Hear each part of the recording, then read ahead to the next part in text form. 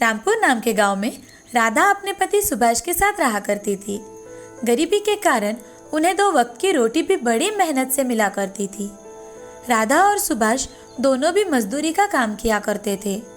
शादी के 1 साल बाद ही सुभाष ने दूसरी शादी कर ली और राधा को अकेले छोड़कर चला गया। ये देख राधा फूट फूट कर रोने लगती है। तभी राधा को पता चलता है कि वह गर्भवती है। अब उसके आंखों से तो आंसू रुकने का नाम ही नहीं लेते। उसका अब जीने का एक ही सहारा बचा था, वो था उसका आने वाला बच्चा। अब दूसरे ही दिन राधा मजदूरी का काम करने चली जाती है। सुभाष के चले जाने के बाद राधा अकेली हो चुकी थी। वह खुद ही अपना ख्याल रखा करती थी। एक दिन सुभाष के चाचा जी राधा के घर आकर, अरे राधा बेटी, कहाँ जा रही हो? चाचा जी, मैं काम पर जा रही हूँ। काम पर जाना तो पड़ेगा ही ना। हाँ मेरी बच्ची, लाओ वो थैलियाँ मैं लेता हूँ। ऐसा कहकर चाचा जी उसके हाथ की थैलियाँ ले लेते हैं और राधा को बाजार छोड़ देते हैं। ऐसे ही महीने बीत जाते हैं। राधा का 9वां महीना शुरू हो जाता है। एक दिन राधा की मौसी उसे काम करते देख, राधा 9वें महीने में तो आराम किया करो, चलो घर चलो। नहीं मौसी, आप तो जानती हो ना घर के हालात। मुझसे जब तक काम होता है तब तक मैं काम करूंगी। तू तो मेरी बात बिल्कुल भी नहीं सुनेगी। अभी मैं घर जा रही हूँ, 15 दिन बाद वापस आऊंगी। तब तक अपना ख्याल रखना। ठीक है मौसी, जल्दी आने की कोशिश करना। हाँ मेरी बच्ची, तब तक तुम अपना ख्याल रखना। ऐसा कहकर मौसी गांव चली जाती है और इधर राधा काम पर हर रोज जाया करती थी। एक दिन रात के समय राधा के पेट में अचानक से दर्द शुरू हो जाता है। राधा सुभाष के चाचा जी को बुला लेती है। वो जल्द ही राधा के घर पहुंच जाते हैं। जल्दी से राधा को अस्पताल में भर्ती भी करवाते हैं। थोड़ी ही देर बाद डॉक्टर चाचा जी से, बधाई हो, आपको पोता हुआ है। थोड़ी ही देर बाद राधा को होश आता है और चाचा जी उसे खुशी खुशी अपने बेटे का मुंह दिखाते हैं। देखो राधा, ये बिल्कुल तुम्हारे जैसा है। राधा अपने बच्चे को देखकर बहुत खुश हो जाती है।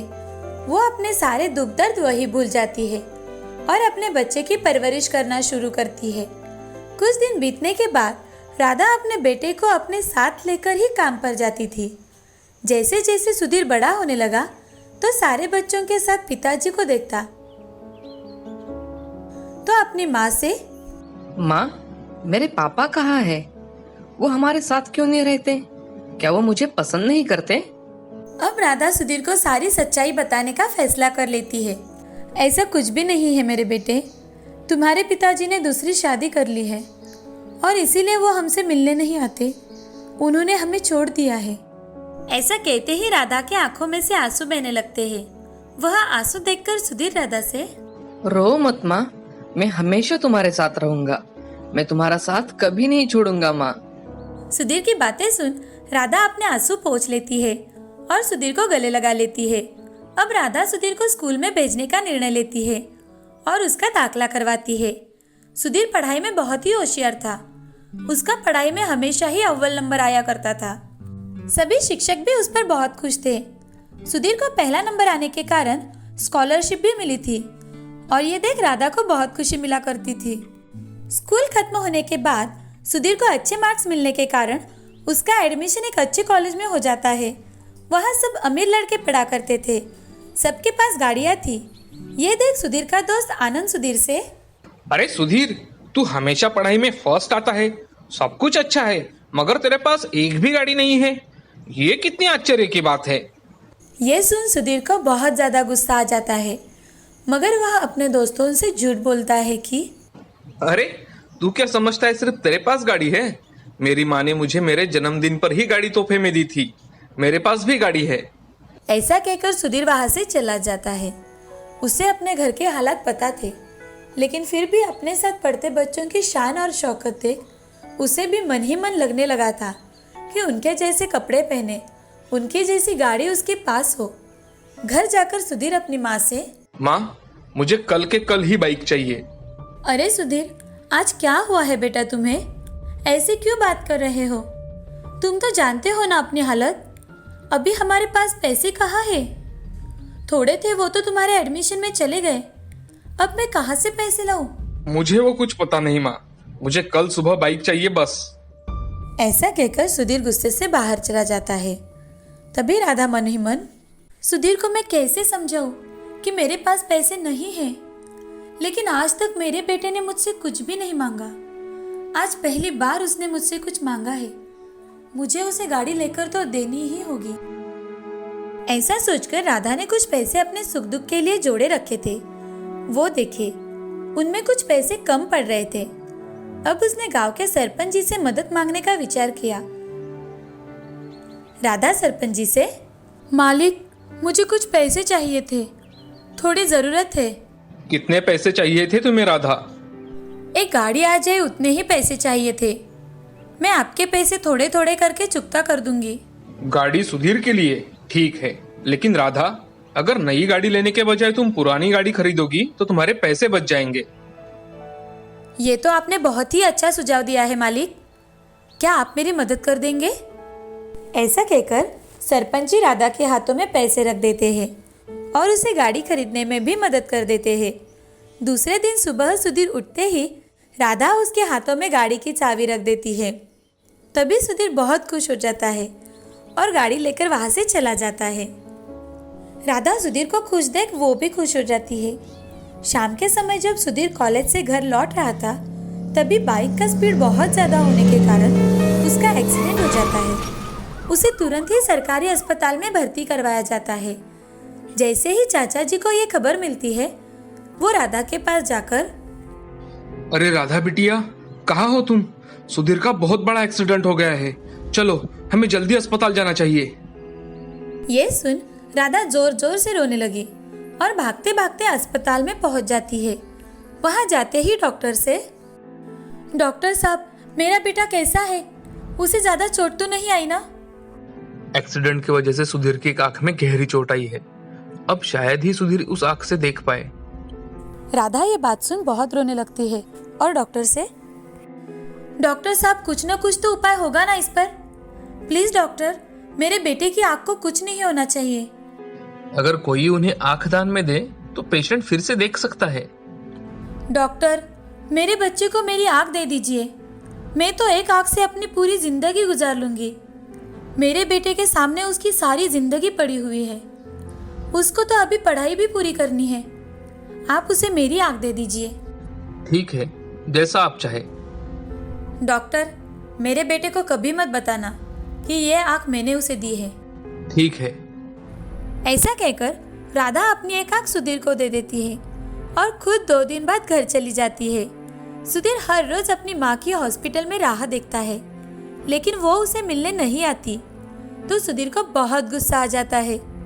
जैसे ही उसकी छुट्टी होती है, वो घर जाता है और अपनी माँ से गुस्से में, अरे तुम कैसी माँ हो? एक दिन भी मिलने अपने बेटे से हॉस्पिटल में नहीं आई, और मेरी तबीयत कैसी है क्या है तुम्हें कुछ नहीं जानना था। भला हो उस औरत का जिसने मेरा बिल भर दिया। और दादाजी आते थे हॉस्पिटल में तो अच्छा लगता था। आपके बारे में पूछो तो कोई कुछ ना कहता। बेटे, मेरी कुछ मजबूरी थी। आखिर तुम्हारी ऐसी कौन सी मजबूरी थी माँ? भगवान तो तुम्हारी जैसी माँ किसी को ना दे।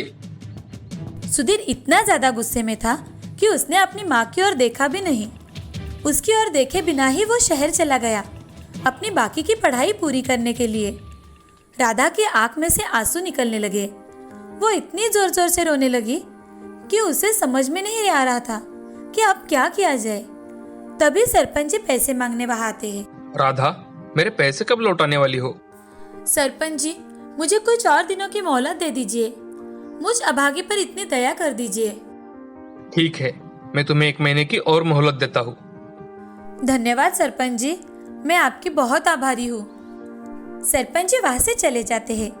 ये सारी बातें सुधीर को पता ही नहीं थी कि आखिर उसकी माँ ने उसके बचपन से लेकर आज तक उसके लिए क्या किया है।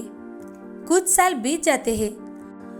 अब सुधीर अफसर बन गया था, लेकिन अपनी माँ पर इतना ज्यादा गुस्सा था कि अपनी माँ से एक बार भी नहीं मिलने आया था। राधा पर मजदूरी करके सरपंच जी के पैसे लौटाने की नौबत आ गई थी। अब राधा बहुत थक चुकी है। एक दिन अचानक से उसे पता चलता है कि उसका लाडला बेटा एक अफसर बन गया है और सरपंच जी ने उसे अपने गांव बुलाया है। वह दौड़कर वहां चली जाती है वहाँ जाते ही राधा मन ही मन, कितने साल बीत गए, अब मेरे बेटे का गुस्सा भी चला गया होगा। कितना बड़ा हो गया है मेरा बेटा आज कि उसका यहाँ गौरव किया जाने वाला है। सुधीर बहुत बड़ी गाड़ी में से अपनी पत्नी के साथ नीचे उतरता है। ये देख राधा चौंक जाती है। वो अपनी माँ को देख उसे नज़रअंदाज करता है और अपने दादाजी से, दादाजी आप कैसे हो? सब कुछ कुशल मंगल तो है ना? हाँ ठीक हूँ बेटा। और ये क्या बेटा, तुमने शादी की और हमें बताया भी नहीं? सुधीर मुस्कुराकर वहाँ से जाने लगता है। तभी राधा उससे बात करने के लिए आगे जाती है तो सुधीर सरपंच जी के साथ स्टेज पर चला जाता है। ये देख राधा को बहुत बुरा लगता है, लेकिन अपना बेटा इतना बड़ा अफसर बना है, ये देख मन ही मन बहुत खुश हो जाती है। ये सारी बातें चाचा जी दूर से देख रहे थे और कुछ वक्त बाद चाचा जी सुधीर से, सुधीर, कोई अपनी माँ के साथ ऐसा करता है क्या? वो मेरी माँ कहने के लायक नहीं है दादाजी। वो मेरे बारे में अच्छा नहीं सोचती, सिर्फ खुद के बारे में सोचती है। भला ऐसी कोई माँ होती है? सुधीर, कोई अपनी माँ के साथ ऐसा करता है क्या? वो कितने दिन से तुम्हारी राह देख रही थी। दादाजी, उसके लिए तो मैं हॉस्पिटल में ही मर गया था, जहाँ वो मुझे देखने तक नहीं आई। ये सुन राधा फूट फूट कर रोने लगती है। तभी चाचा जी सुधीर को एक जोर का थप्पड़ लगाते हैं और सारी हकीकत बताते हैं। सुधीर, राधा तुमसे मिलने नहीं आ पाई क्योंकि उसने तुम्हें अपनी आंख डोनेट की थी। अगर वो ऐसा नहीं करती तो तुम जिंदगी भर के लिए एक आंख से अंधे हो जाते। ऐसी माँ नसीब वालों को मिलती है सुधीर, तुम्हें तो इसकी कोई कदर नहीं है। कभी अपनी माँ से पूछा कि आखिर उसके आंख को क्या हुआ है? सुधीर चाचा जी की बातें सुनकर चौंक जाता है और भागते हुए अपने माँ के पास आता है। अपने माँ के पैर पकड़कर माफी मांगता है। सुधीर की आंखों में आंसू देख राधा उसे माफ कर देती है और अपने बेटे को गले लगा लेती है। हमें इस कहानी से ये सीख मिलती है कि अपने बड़ों का हमेशा सम्मान करना चाहिए। वो हमेशा अपने बच्चों का भला ही सोचते हैं। सच्चाई पता न हो तो उन्हें कभी भी हमारे शब्दों से दुखाना नहीं चाहिए। हमारी जिंदगी में माँ का स्थान अमूल्य होता है। बहुत समय पहले की बात है। एक वृद्ध व्यक्ति अपने बेटे के यहाँ शहर रहने गया। उम्र के इस पड़ाव पर वह अत्यंत कमजोर हो चुका था। उसके हाथ कांपते थे और दिखाई भी कम देता था। वो एक छोटे से घर में रहते थे। पूरा परिवार और उसका 4 वर्षीय पोता एक साथ डिनर टेबल पर बैठकर खाना खाते थे। लेकिन बुढ़ापे के कारण उस व्यक्ति को खाने में बड़ी दिक्कत होती थी। कभी मटर के दाने उसकी चम्मच से निकलकर फर्श पर बिखर जाते तो कभी हाथ से दूध छलककर फर्श पर गिर जाता। बहू बेटे 1-2 दिन ये सब सहन करते रहे, पर अब उन्हें अपने पिता की इस काम से चिढ़ होने लगी। हाँ, अब हमें इनका कुछ ना कुछ करना ही पड़ेगा। बहू ने भी हाँ में हाँ मिलाई और बोली, हाँ, आखिर कब तक हम इनकी वजह से अपने खाने का मजा किरकिरा करते रहेंगे और हम इस तरह से हमारी चीजों का नुकसान होते हुए भी नहीं देख सकते। अगले दिन जब खाने का वक्त हुआ तो बेटे ने एक पुरानी मेज को कमरे के कोने में लगा दिया। अब बूढ़े पिता को वही अकेले बैठकर अपना भोजन करना था। यहाँ तक कि उन्हें खाने के बर्तनों की जगह एक लकड़ी का कटोरा दे दिया गया ताकि और बर्तन टूट फूट ना सके। बाकी लोग पहले की तरह ही आराम से बैठकर खाते और जब कभी कभार उस बुजुर्ग की तरफ देखते तो उनके आंखों में आंसू दिखाई देते। ये सब देखकर भी बहू बेटे का मन नहीं पिघलता और अब तो वो उनकी छोटी सी छोटी गलती पर उन्हें बहुत सारी बातें सुना देते। वहां बैठा उनका छोटा लड़का राजू भी ये सब बड़े ध्यान से देखता और अपने में मस्त रहता। एक रात खाने से पहले राजू को उसके माता पिता ने जमीन पर बैठकर कुछ करते हुए देखा। बेटे, ये तुम क्या बना रहे हो? राजू ने बड़ी ही मासूमियत के साथ जवाब दिया, पिताजी, मैं तो आप लोगों के लिए लकड़ी का कटोरा बना रहा हूँ, क्योंकि जब मैं बड़ा हो जाऊंगा तो आपको भी लकड़ी के कटोरे में ही खाना पड़ेगा ना। और वो पुनः अपने काम में लग गया। इस बात का उनके माता पिता पर बहुत गहरा असर हुआ। उनके मुंह से एक शब्द भी नहीं निकला और आंखों से आंसू बहने लगे। वो दोनों बिना बोले ही समझ चुके थे कि अब उन्हें क्या करना चाहिए। उन्होंने अपने बूढ़े पिता को वापस डिनर टेबल पर लेकर आए और फिर कभी भी उनके साथ गलत व्यवहार नहीं किया। देखा दोस्तों, हम अक्सर अपने बच्चों को नैतिक शिक्षा या मोरल वैल्यूज देने की बात करते हैं, पर हम ये भूल जाते हैं कि असल शिक्षा शब्दों में नहीं, हमारे कर्म में छुपी होती है। अगर हम अपने बच्चों को बस ये उपदेश देते रहे कि बड़ों का आदर करो, सबका सम्मान करो और खुद इसके उलट व्यवहार करें, तो बच्चे भी ऐसा ही करना सीखते हैं। इसलिए कभी भी अपने पेरेंट्स के साथ ऐसा व्यवहार ना करें कि कल को अपनी संतान भी अपने लिए लकड़ी का कटोरा तैयार करने लगे। बहुत समय की बात है, एक दिन एक राजा शिकार करने के इरादे से अपने सिपाहियों के साथ एक जंगल से गुजर रहा था। बहुत दूर जाने पर भी उन्हें दूर दूर तक कोई शिकार नजर नहीं आ रही थी। वे धीरे धीरे घने जंगल में प्रवेश करते गए। बस कुछ ही दूर जाने पर उन्हें कुछ डाकुओं की छिपने की जगह दिखाई दी। जैसे ही वो लोग उनके पास पहुंचे कि पास के पेड़ पर बैठा एक तोता बोलने लगा, एक राजा आ रहा है, उसको पकड़ो पकड़ो, इसके पास बहुत सारा सामान है, लूटो लूटो, जल्दी आओ जल्दी आओ। तोते की आवाज जैसे ही डाकुओं ने सुनी, सभी डाकू राजा की ओर दौड़ पड़े। डाकुओं को अपनी ओर आते देख राजा और उसके सैनिक दौड़कर भागने लगे और भागते भागते काफी दूर निकल गए। थोड़ी ही देर में उन्हें सामने एक बड़ा सा पेड़ दिखाई दिया और सब कुछ आराम करने के लिए उस पेड़ के पास चले गए। जैसे ही वो सब पेड़ के पास पहुंचे कि उस पेड़ पर बैठा तोता बोलने लगा, आओ राजा, हमारे साधु महात्मा की कुटिया में हम आपका स्वागत करते हैं। आप अंदर आकर पानी पी लीजिए और आराम कर लीजिए। तोते की इस बात को सुनकर राजा सोच में पड़ गया और विचार करने लगा। एक ही जाति के दो प्राणियों का व्यवहार इतना अलग अलग कैसे हो सकता है? राजा को कुछ समझ में नहीं आ रहा था। राजा तोते की बात मानकर अंदर साधु की कुटिया में चले गए और साधु महात्मा को प्रणाम कर उनके पास बैठ गए और अपनी सारी कहानी सुनाई और फिर धीरे से पूछा, ऋषिवर, इन दोनों तोतों के व्यवहार में आखिर इतना अंतर क्यों है? साधु महात्मा ने आराम से सारी बात सुनी और बोले, ये कुछ नहीं राजन, बस संगति का असर है। डाकुओं के साथ रहकर तोता भी डाकुओं की तरह बन गया है और उनकी ही भाषा बोलने लगा है। मतलब जो जैसे वातावरण में रहता है वो वैसा ही बन जाता है। कहने का अर्थ है कि मूर्ख लोग भी बुद्धिमानों के साथ रहकर बुद्धिमान बन जाते हैं, और अगर बुद्धिमान भी मूर्खों के संगत में है तो उसके अंदर भी मूर्खता भर जाती है। देखा दोस्तों, इसीलिए हमें संगति हमेशा सोच समझ कर करनी चाहिए। सोलापुर नाम के गांव में राधा नाम की एक औरत रहा करती थी। राधा को एक बेटा था जिसका नाम था संजीव। संजीव की कुछ ही दिनों पहले शादी हो गई थी। उसकी बीवी ज्योति दिखने में बड़ी सुंदर थी। ज्योति घर के सारे काम किया करती थी। वो दिखने में सुंदर होने के कारण उसे सजने संवरने का बड़ा शौक था। उसकी सास राधा उसे एक दिन, ज्योति, कहाँ हो? मैं यहाँ हूँ माँ जी, मैंने चेहरे को फेस पैक लगाया है। अरे कितना कुछ करती रहती हो तुम खूबसूरती के लिए। तुम तो दिखने में पहले से ही बड़ी खूबसूरत हो। हाँ, वो थोड़ा मेंटेन रखती हूँ खुद को। वैसे माँ जी, ये वाला नेकलेस देखिए, मैंने कल ही खरीदा है। कैसा है? बहुत ही अच्छा है। मगर बहू, तुम्हें दिखने का और ज्वेलरी पहनने का बड़ा ही आकर्षण लगता है। मुझे ज्वेलरी पहनना बहुत ही पसंद है माँ जी। हाँ बहू, वो तो दिखता ही है। ऐसा कहकर राधा वहां से चली जाती है। राधा जाते ही ज्योति अपने कुछ लाए हुए नेकलेस निकालकर पहन के देखती है और खुद ही खुद की तारीफ करती है। एक बार ज्योति एक फंक्शन में चली जाती है। वहां जाकर ज्योति देखती है कि वहां बहुत सारी औरतों ने सोने की ज्वेलरी पहनी हुई थी। वो देख ज्योति, इन सब औरतों ने सोने की ज्वेलरी पहनी है क्या? मेरे पास तो एक ही सोने का मंगलसूत्र है, बाकी तो कुछ भी नहीं। वो ऐसा सोचती है। तभी ज्योति की सहेली शीला ज्योति से, ज्योति कैसी हो? कितने दिनों बाद मिली हो। मैं अच्छी हूँ, तुम कैसी हो? मैं भी अच्छी हूँ।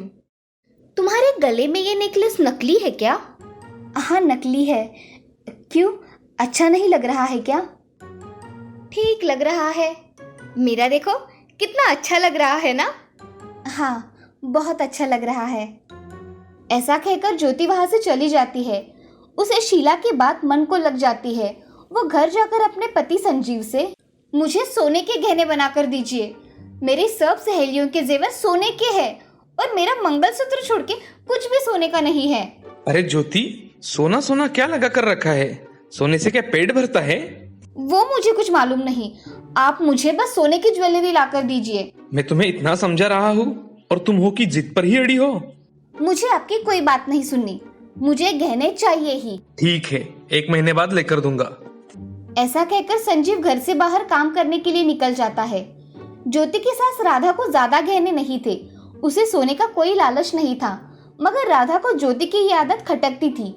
एक दिन राधा ज्योति से, बहू, हमारी बिरादरी में आज एक शादी है, हमें शादी में जाना है, जाओ तैयार हो जाओ। क्या करूँ तैयारी करके? सब मेरा मजाक उड़ाते हैं। ऐसा कुछ नहीं बहू, अपने हिसाब से रहना चाहिए, कोई कुछ नहीं कहता। आपको कुछ नहीं फर्क पड़ता माँ जी, मगर मेरी सहेलियाँ मुझे चिढ़ाती है। आपको इससे क्या? राधा अब ज्योति की बात सुन के परेशान हो गई। तभी राधा के दिमाग में एक कल्पना आती है। राधा ज्योति से, ज्योति मैं सोच रही हूँ कि तुम आज के दिन श्यामा के गहने लेकर आओ, जिससे तुम्हारा मन भी रह जाएगा और शादी भी हो जाएगी। ये विचार अच्छा है माँ जी, मैं अभी श्यामा के गहने लेकर आती हूँ। ऐसा कहकर ज्योति श्यामा के घर चली जाती है और श्यामा को जोर जोर से आवाज लगाती है। श्यामा, कहाँ हो? जल्दी बाहर आओ। अरे ज्योति, क्या हुआ? इतने जोर से आवाजें दे रही हो? श्यामा, मुझे तुमसे एक काम है। आज मुझे शादी में जाने के लिए तुम्हारे गहने चाहिए थे। क्या तुम मुझे तुम्हारे गहने दोगी? हाँ ज्योति, तुम मेरी अच्छी सहेली हो, मैं तुम्हें गहने क्यों नहीं दूंगी। श्यामा घर में जाकर उसके सोने के गहने लेकर चली आती है और ज्योति उसे देख बहुत खुश हो जाती है और श्यामा से, तुम्हारा बहुत बहुत धन्यवाद श्यामा। अब जाओ शादी में, नहीं तो यही देर हो जाएगी। हाँ, मैं चलती हूँ। ऐसा कहकर ज्योति वहाँ से चली जाती है। घर आकर ज्योति गहने पहनकर तैयार हो जाती है और शादी के लिए अपने सास के साथ चली जाती है। आज ज्योति बहुत खुश थी। आज उसने सोने के गहने पहने थे। आज शादी में ज्योति को किसी ने उसकी ज्वेलरी देख के टोका नहीं था, इसीलिए ज्योति बहुत खुश थी। अब ऐसे ही दिन बीत रहे थे। कहीं भी जाना हो या किसी की शादी में जाना हो तो ज्योति श्यामा का गहने लेकर चली आती थी। और एक दिन राधा ज्योति से, बहू, ऐसे हमेशा किसी के गहने लाना अच्छी बात नहीं है। हमेशा मांगने से हमारी कीमत कम हो जाती है, समझी? माँ जी, दूसरों की चीजें पहनने से कोई कीमत कम नहीं होती। आप और ये तो मुझे गहने लाने से रहे, तो फिर क्यों इस बारे में बात करती हो? जाने दीजिए, मैं जा रही हूँ अपने कमरे में। ऐसा कहकर ज्योति वहाँ से गुस्से से चली जाती है। राधा अब ज्योति के बारे में सोचती है, मगर उसका ये बदला हुआ रूप देख राधा संजीव के साथ उसे सबक सिखाने का तरीका ढूंढती है। एक दिन ज्योति को उसके सहेली के यहाँ फंक्शन में जाना था, तो ज्योति ने अच्छी तरह से तैयारी करके संजीव के साथ पार्टी में चली गई। उसने श्यामा के सारे गहने पहने थे। ये देख संजीव ज्योति से, ज्योति, तुम इतने सारे गहने पहन के तो आई हो, मगर इसका ध्यान रखना, ये हमारी अमानत नहीं है। हाँ, मुझे अच्छी तरह से पता है, आपको बताने की कोई ज़रूरत नहीं है। संजीव उसकी बातें सुन चुप हो गया। अब संजीव और ज्योति पार्टी में पहुंच गए। वहां जाकर ज्योति अपने सहेलियों के साथ बहुत खुश थी। उसकी सहेलियां भी उसके गहनों की तारीफ कर रही थी। ये देख ज्योति बहुत खुश थी। दोनों खाना खाकर घर आ रहे थे, तभी उनकी गाड़ी घर के पास आकर स्लिप हो गई। उसमें संजीव और ज्योति को कुछ नहीं लगा, मगर झटके की वजह से ज्योति के गले का हार नीचे गिर गया। संजीव की नज़र हार पर गई। उसने जल्दी से गाड़ी ठीक तरह से खड़ी की और गाड़ी को चारों ओर से देखने लगा। गाड़ी को देखते देखते संजीव ने हार उसकी जेब में डाल दिया और घर जाने के लिए निकल गए। घर पहुंचते ही राधा को ज्योति के गहनों में कुछ कमी लगी। तभी राधा ने ज्योति को आवाज दी, ज्योति, जरा इधर तो आना। क्या हुआ माँ जी, आपने आवाज लगाई? अरे तुम्हारे गले का हार कहाँ गया? कहीं गिर गया है क्या? ज्योति अपने गले में देखती है, मगर वहाँ हार नहीं होता। ज्योति राधा से, माँ जी, मैंने तो सही से पहना था, कहाँ चला गया? तभी संजीव घर में आ जाता है और संजीव ज्योति से, ज्योति, तुम्हारे गले का हार कहाँ है? निकाल कर रखा है क्या? नहीं, मैंने नहीं निकाला। कहाँ गिर गया पता ही नहीं चल रहा। हार खो गया, अब क्या करें? ज्योति की आंखों में आंसू भर आए और ज्योति जोर जोर से रोने लगी। तभी राधा ज्योति से, मैंने तुम्हें कितनी बार कहा बहू, किसी की चीजें नहीं लाना, मगर तुम हो कि सुनती ही नहीं। अब मैं क्या करूँ माँ जी? ऐसा कहकर ज्योति जोर जोर से रोने लगी। अब श्यामा को तुम सोने का नेकलेस खरीद कर दे देना, हमारे पास तो इतने पैसे भी नहीं हैं। माँ जी, आप ऐसा कैसे कह सकती हो? मैंने जानबूझकर कुछ नहीं किया, अब मैं क्या करूँ? ज्योति जोर जोर से रोने लगी। तभी संजीव, ज्योति, पहले तो दूसरों की चीजें लाना ही नहीं चाहिए, और लाए तो उसका ख्याल रखना चाहिए, समझी? अब ये रोना बंद करो। मैं उसे कहाँ से सोने का नेकलेस खरीद के दूँ? अब रोना बंद भी करो। जब गाड़ी स्लिप हुई थी तभी तुम्हारे गले से नेकलेस जमीन पर नीचे गिर गया था, तभी मैंने उसे उठा लिया। ये लो, यही है ना? हाँ यही है। हे भगवान, तुम्हारा लाख लाख शुक्रिया कि मुझे वो नेकलेस वापस मिल गया। माँ जी ने कितनी बार कहा था कि दूसरों की चीज़ें मत लाना, मगर मैंने उनकी एक नहीं सुनी। अब मुझे बहुत बड़ा सबक मिल गया है। आज से मैं कभी भी किसी की चीज़ें नहीं लाऊंगी। माँ जी, मुझे माफ़ कर दीजिए। अरे बहू, माफ़ी मत मांगो। तुम्हें तुम्हारी गलती का एहसास हो गया, यही बहुत है। आज के बाद कभी किसी के गहने नहीं लाना। दूसरों की चीज़ें हमेशा दुख ही देती है। जी माँ जी। अब तुम इन गहनों को अलमारी में रख दो और कल शामा को देकर आना। हाँ माँ जी। अजी, आप भी मुझे माफ़ कर देना, मुझसे बहुत बड़ी गलती हुई। तुम्हें समझ में आया, यही बहुत है। चलो अब ये रोना बंद करो। ज्योति अब कमरे में जाकर सभी गहने अच्छी तरह से रख देती है और दूसरे दिन श्यामा को उसके गहने वापस करके उसे धन्यवाद कहती है। उसमें यह बदलाव देख उसकी सास राधा ज्योति से, ज्योति, मैं सोच रही हूँ कि इस साल तुम्हें अच्छे से गहने बनवा के दूँ। सच में माँ जी? मगर अब मुझे गहने नहीं भी लाए तो भी कोई फर्क नहीं पड़ता, मैं ऐसे ही ठीक हूँ। अरे बहू, देर आए दुरुस्त आए। अब मेरी बहू गहनों के बिना तो अच्छी नहीं लगेगी, इसीलिए मैं गहने लेकर दूंगी। थैंक यू माँ जी। अब ज्योति अपने परिवार के साथ खुशी खुशी रहा करती थी और सास राधा ने सच में ज्योति को कुछ सोने की ज्वेलरी खरीद के दी। ये देख ज्योति बहुत खुश हो गई। इस कहानी से हमें ये सीख मिलती है कि जिंदगी में कभी भी लालच नहीं करना चाहिए। लालच से हमारा हमेशा नुकसान ही होता है। बड़ों का हमेशा सम्मान करना चाहिए।